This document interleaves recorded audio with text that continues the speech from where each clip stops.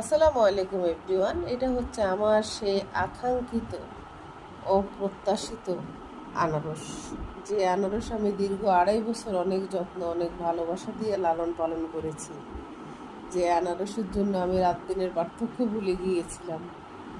যে আনারসকে আমি ঝড় বৃষ্টি স্লাইকন বজ্রপাত থেকে বাঁচিয়ে রেখেছিলাম। ছেলেরা খেলাধুলা করে বল নিয়ে ছাদে, তাদের থেকে আমি অনেক আড়াল করে রেখেছিলাম। যে আনারস ফাইনালি 2.5 বছর পরে ধরেছে, আর 2.5 মাস পরে এটা পেকেছে।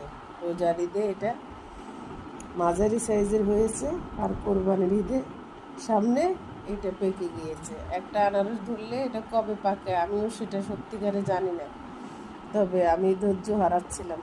আমার অনুভূতি সীমাবদ্ধতা নেই, বাসার সীমাবদ্ধতা আছে। বিশেষ বিশেষ মুহূর্তে আমি গুছিয়ে এক লাইনে বলতে পারি না, আজও ব্যতিক্রম নেই। এই অনুভূতি সকল